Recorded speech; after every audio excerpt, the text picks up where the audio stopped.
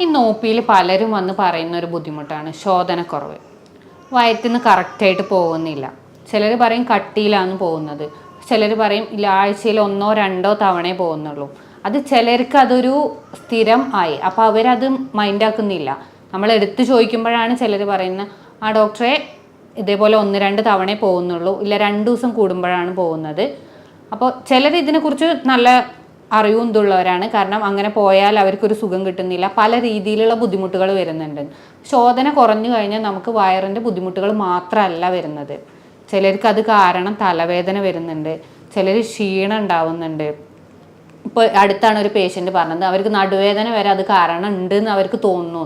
കാരണം എന്താ വെച്ചാൽ ഇത് പോകുന്ന ദിവസങ്ങളിൽ അവർക്ക് ബുദ്ധിമുട്ടുകളില്ല, പോവാത്ത ദിവസങ്ങളിലാണ് നമുക്ക് ബുദ്ധിമുട്ടുള്ളത്. അപ്പോൾ ആ രീതിയിൽ പല രീതിയിൽ വയറ്റിന്ന് പോവാൻ നമുക്ക് പല രീതിയിൽ ബുദ്ധിമുട്ടുകൾ ഉണ്ടാവുന്നുണ്ട്. അപ്പോൾ ചിലർ പറയുന്നു പല ഫുഡിൽ നല്ല ചേഞ്ച് വരുത്തി നോക്കി, ഞങ്ങൾ കൂടുതൽ ഫൈബർ ആയിട്ടുള്ള ഫുഡാണ് കഴിക്കുന്നത്, എന്നിട്ടും പോകുന്നില്ല. വെള്ളം നന്നായിട്ട് കുടിക്കുന്നുണ്ട്, എന്നിട്ടും മലബന്ധം ഉണ്ടാവുന്നുണ്ട്. അപ്പോൾ ഈ മലബന്ധം എന്ന് പറയുന്നതിന് ഈ ഭക്ഷണം മാത്രമോ വെള്ളം മാത്രമോ കുടിച്ചുകൊണ്ട് മാത്രം നമ്മളത് ക്ലിയർ ആവില്ല. ഇന്ന് ഈ വീഡിയോയിൽ ഞാൻ നിങ്ങൾക്ക് ഒരു ഫലപ്രദമായ രീതിയിലുള്ള 2 ഒറ്റമൂലികൾ പറയുന്നുണ്ട്. ഇത് രണ്ടും നിങ്ങൾ രാത്രി കഴിച്ചു കഴിഞ്ഞാൽ നിങ്ങളെ ശോധന രാവിലെ കറക്റ്റായിട്ട് നടക്കുന്നതാണ്. അപ്പോൾ എന്താണ് മലബന്ധം? ഈ മലബന്ധം എന്ന് പറയുന്നത് ശരിക്കും നമ്മൾ ഒരു ദിവസം 1-2 തവണ ടോയ്ലറ്റ് പോകുന്നത് വളരെ നല്ലതാണ്. അത് കറക്റ്റായിട്ട് എന്ന് പറയുന്ന നല്ല കട്ടിയുള്ള രീതിയിലല്ല, നമ്മുടെ മലദ്വാരത്തിന് ബുദ്ധിമുട്ടോ വേദനയോ ഒന്നും ഇല്ലാത്ത രീതിയിൽ സുഗമമായ രീതിയിൽ പോകുന്നതിനെയാണ് നോർമൽ നമ്മൾ പറയുക. അപ്പോൾ അത് കട്ടിയിലുള്ളതാവുമ്പോൾ 2 ദിവസം കൂടുതൽ കഴിഞ്ഞതിന് ശേഷം പോവുക, ഈ ഒരു രീതിയിലൊക്കെ ആവുമ്പോഴാണ് മലബന്ധമായിട്ട് നമ്മൾ പറയാം. അപ്പോൾ ഇതിന് കാരണങ്ങൾ എന്തൊക്കെയാണ്?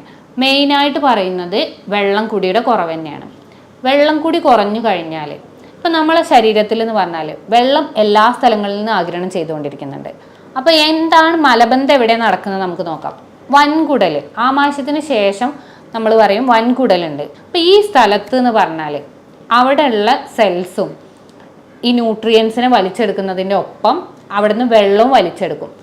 അപ്പോൾ അവിടെ ഭക്ഷണം ദഹനം കഴിഞ്ഞതിന് ശേഷം എത്തിക്കഴിഞ്ഞാൽ അവിടുന്ന് വെള്ളം വലിച്ചെടുക്കുന്നുണ്ട്. അപ്പോൾ നമ്മുടെ ശരീരത്തിന് ആവശ്യമായ വെള്ളമാണ് അവിടെ വലിച്ചെടുക്കുന്നത്. അപ്പോൾ നമ്മൾ ശരീരത്തിന് ആവശ്യമായ രീതിയിൽ വെള്ളം ഉള്ളിലേക്ക് എടുത്തിട്ടില്ല എന്നുണ്ടെങ്കിൽ അവിടുത്തെ ആഗിരണം ചെയ്ത് കഴിഞ്ഞാൽ ബാക്കി വരുന്നത് വീണ്ടും നമ്മൾ കട്ടിയാവുകയാണ് ചെയ്യുന്നത്.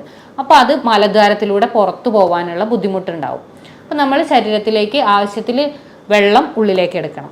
പിന്നെ ഫൈബർ കുറഞ്ഞു കഴിഞ്ഞാൽ നാരുകൾ അടങ്ങിയ ഭക്ഷണം, അപ്പോൾ നാരുകൾ അടങ്ങിയ ഭക്ഷണങ്ങൾ കഴിക്കുമ്പോൾ ദഹനത്തിന് ശേഷം അത് ശരീരത്തിന് അവിടുന്ന് വെള്ളം വലിച്ചെടുക്കാനും ന്യൂട്രിയൻ വലിച്ചെടുക്കാനും സുഖമാണ്. പിന്നെ ആ രീതിയിൽ തന്നെ നാരുകൾ കൂടുതൽ അടങ്ങിക്കഴിഞ്ഞാൽ അവിടെയുള്ള മൂവ്മെൻറ്റും ക്ലിയർ ആയിട്ടുണ്ടാവും. അപ്പോൾ അവിടെയുള്ള മൂവ്മെൻറ്റിൽ ഉണ്ടാവുന്ന മാറ്റവും നമ്മുടെ ശരീരത്തിലെ മലബന്ധത്തിന് കാരണമാവും. നോർമലി ആ മൂവ്മെൻറ്റിനെ നമ്മൾ പറയാം പെരിസ്റ്റാൾട്ടിക് മൂവ്മെൻറ്റ് എന്നാണ്.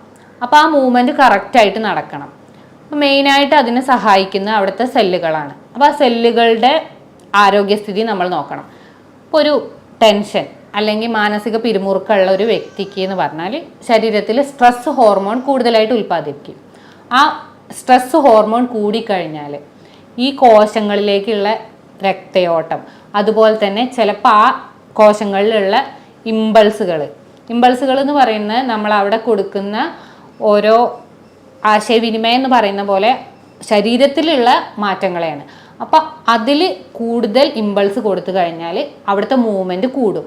അല്ല, സ്ട്രെസ്സ് കൂടുന്നതിനനുസരിച്ച് ആ ഇമ്പൾസ് കുറയുകയാണെന്നുണ്ടെങ്കിൽ ഈ കോർട്ടിസോളിൻ്റെ ഉൽപ്പാദനം കൂടുമ്പോൾ നമ്മൾ അവിടുത്തെ ഇമ്പൾസ് കുറയുകയാണെന്നുണ്ടെങ്കിൽ അത് മലബന്ധത്തിനും കാരണമാവും.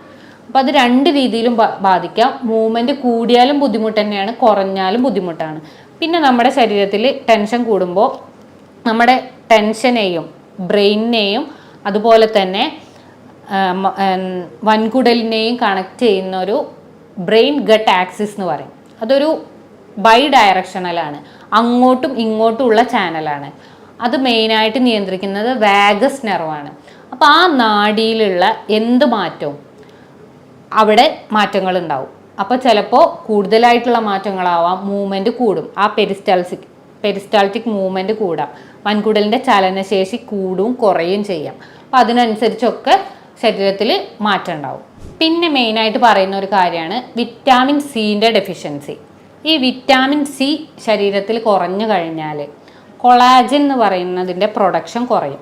ഇത് ഇൻറ്റസ്റ്റൈൻ്റെ വൻകുടലിൻ്റെ ഫങ്ഷനിങ്ങിന് മെയിനായിട്ട് വേണ്ട ഒരു സാധനമാണ് കൊളാജൻ. അപ്പോൾ ഈ കൊളാജൻ്റെ പ്രൊഡക്ഷൻ കുറഞ്ഞു കഴിഞ്ഞാൽ അതും മലബന്ധത്തിന് കാരണമാവും.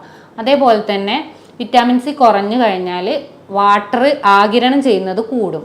അത് കൂടിക്കഴിഞ്ഞാൽ നമ്മളെ മലത്തിൽ വെള്ളം കുറയുന്നതിനനുസരിച്ച് കട്ടിയാവുകയും അത് മലബന്ധത്തിലേക്ക് കാരണമാവുകയും ചെയ്യും. പിന്നെ മലബന്ധം എന്ന് പറഞ്ഞാൽ ഒരു ഒറ്റയ്ക്ക് മീൻസ് അത് ഒരു അസുഖം മാത്രമായിട്ട് നമ്മൾ കണക്കാക്കാൻ പാടില്ല. അതൊരു അസുഖത്തിൻ്റെ ഒരു ബൈ പ്രൊഡക്റ്റ് ആയിട്ടാണ് വരുന്നത്. ഇപ്പോൾ തൈറോയിഡിൻ്റെ പ്രവർത്തനം കുറഞ്ഞു കഴിഞ്ഞാൽ പ്രമേഹം ഉള്ളവർക്ക് ഈ ഒരു രീതിയിൽ ശരീരത്തിൽ എന്ത് മാറ്റങ്ങളുള്ളവർക്കും മലബന്ധം വരാം. പിന്നെ മെയിനായിട്ട് പറയുന്ന ഒരു റീസണാണ് നടുവേദന. നടുവേദന കാരണവും മലബന്ധം ഉണ്ടാവാം. നടുവേദന കാരണം എങ്ങനെ മലബന്ധം ഉണ്ടാകുന്നതെന്ന് ചോദിച്ചാൽ നമ്മുടെ സുഷുമ്ന നാഡിയിൽ എന്തെങ്കിലും ട്യൂമർ വന്നു കഴിഞ്ഞാൽ ആ ട്യൂമർ വന്നു കഴിഞ്ഞാൽ അതിന് ശേഷം അവിടുന്ന് അങ്ങോട്ടുള്ള എല്ലാ നാഡികൾക്കും അമർച്ച വന്നു. അതുപോലെ തന്നെ നമുക്ക് സെൻസേഷൻ കിട്ടില്ല. അപ്പോൾ ഇത് കാരണം നമ്മൾ മൂത്രത്തിൻ്റെ ബുദ്ധിമുട്ടുകളും ഉണ്ടാവും. അതേപോലെ തന്നെ മലദ്വാരത്തിൻ്റെ ഫങ്ഷനിങ്ങിലും കുറവുണ്ടാവും. അപ്പോൾ ആ ചലനശേഷി കുറഞ്ഞു കഴിഞ്ഞാൽ മലം കട്ടിയാവും ചെയ്യും. അവിടെ മലം കൂടുതലായിട്ട് നിൽക്കുകയാണ് ചെയ്യുക. അപ്പോൾ വീണ്ടും വെള്ളം വലിച്ചെടുക്കുമ്പോൾ അത് കട്ടിയായി പോവാതിരിക്കുകയും മലബന്ധം ഉണ്ടാവുകയും ചെയ്യും. അതുപോലെ തന്നെയാണ് കാൽഷ്യക്കുറവ്. കാൽഷ്യക്കുറവ് ഉണ്ടായി കഴിഞ്ഞാലും നമുക്ക് മലബന്ധം ഉണ്ടാവാം. പിന്നെ നമ്മൾ ശ്രദ്ധിക്കാത്തൊരു റീസണാണ് നമ്മൾ കറക്റ്റായിട്ട് സ്ഥിരമായിട്ട് ഒരേ ടൈമിൽ പോവുകയാണ്.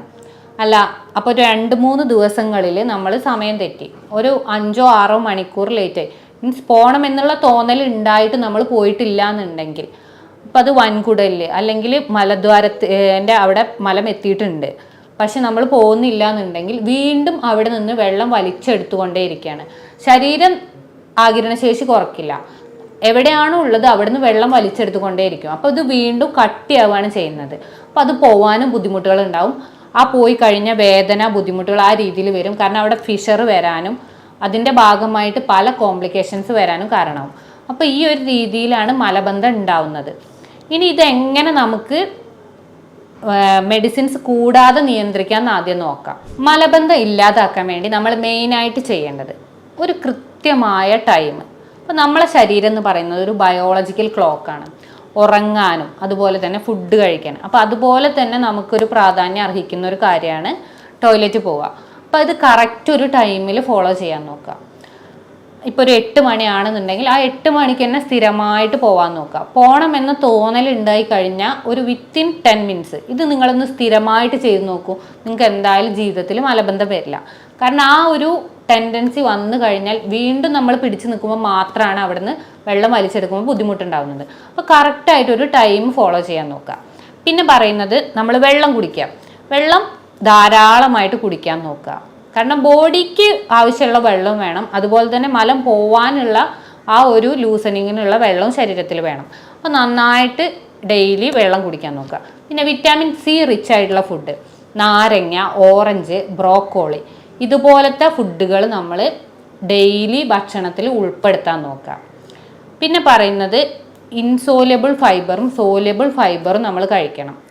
ഓട്സ്, ബാർലി ഇത് നമ്മൾ ഡെയിലി ഫുഡിൽ ഉൾപ്പെടുത്തുക. അത് രാത്രിയാണെന്നുണ്ടെങ്കിൽ രാത്രി അല്ല, നിങ്ങൾക്ക് പറ്റുന്ന സൗകര്യം പോലെ രാത്രിയാണ് ഏറ്റവും നല്ലത്. അതുപോലെ തന്നെ തവിടുള്ള അരി കഴിക്കാൻ നോക്കുക. സാധാ ചോറിന് പകരം നമ്മൾ തവിടുള്ള ആ തവിടും ഒരു ലാക്സേറ്റീവ് പോലെ നമുക്ക് പ്രവർത്തിക്കും. ഈ മലം പോകുന്നതിനൊരു സഹായകരമാവും. അപ്പോൾ അതുകൊണ്ട് തവിടുള്ള അരി കഴിക്കാൻ നോക്കുക. അതുപോലെ തന്നെ ഗോതമ്പ് കൂടുതലായിട്ട് കഴിക്കാൻ നോക്കുക.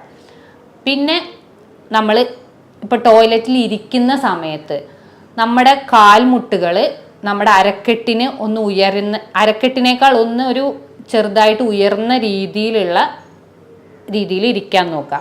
അതിനു വേണ്ടി നമ്മൾ ചെയ്യേണ്ടത് നമ്മളെ മടമ്പ് ജസ്റ്റ് ഒന്ന് പൊന്തിച്ചാൽ മതി. ഈ രീതിയിൽ ഇരുന്ന് കഴിഞ്ഞാൽ നമ്മുടെ വൻകുടലും അതേപോലെ തന്നെ സ്പൈനൊക്കെ നേരെ രീതിയിൽ വരുന്നതുകൊണ്ട് ആ മൂവ്മെൻറ്റ് ചലനശേഷി കൂടുന്നത് കാരണം മലം പെട്ടെന്ന് പോവാൻ നമുക്ക് സഹായകമാവും.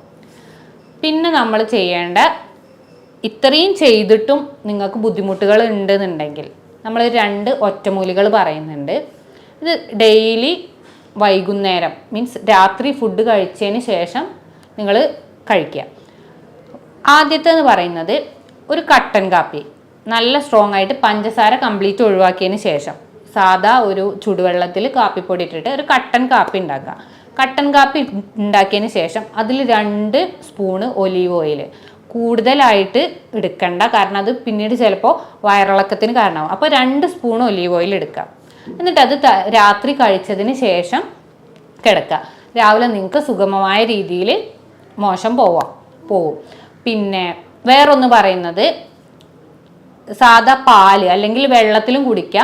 പാല് രാത്രി ഒരു ഗ്ലാസ് എടുത്തതിന് ശേഷം അതിൽ 1 സ്പൂൺ കാസ്റ്റർ ഓയിൽ. നോർമലി എല്ലാവർക്കും അറിയുന്നതാണ് ആവണക്കിൻ്റെ എണ്ണ. പഴയ ആൾക്കാരൊക്കെ സ്ഥിരമായിട്ട് അത് ഉപയോഗിക്കുന്നത് കണ്ടിട്ടുണ്ടാവും. പക്ഷേ ഇന്നത്തെ രീതിയിൽ നമുക്കത് എന്താണ് ഏതാണെന്ന് അറിയില്ല. അപ്പോൾ ആവണക്കിൻ്റെ എണ്ണ ഈ പാലിൽ ഒഴിച്ചതിന് ശേഷം ഡയറക്റ്റായിട്ട് കഴിക്കുക. കൂടുതലായിട്ട് കഴിക്കേണ്ട. ഈ ഒരു ഗ്ലാസ്സിൽ 1 സ്പൂൺ എന്ന രീതിയിൽ കഴിക്കുക. ഇത് സ്ഥിരമായിട്ട് ഒരാഴ്ച ചെയ്യുമ്പോൾ, ഒരു ദിവസം ചെയ്യുമ്പോൾ തന്നെ നിങ്ങൾക്ക് മാറ്റങ്ങൾ മനസ്സിലാവും. പിന്നെ അത് ഒരാഴ്ച കണ്ടിന്യൂ ചെയ്യുകയാണെന്നുണ്ടെങ്കിൽ നിങ്ങൾക്ക് മലബന്ധം കൺട്രോൾ ചെയ്ത് പോവാവുന്നതാണ്.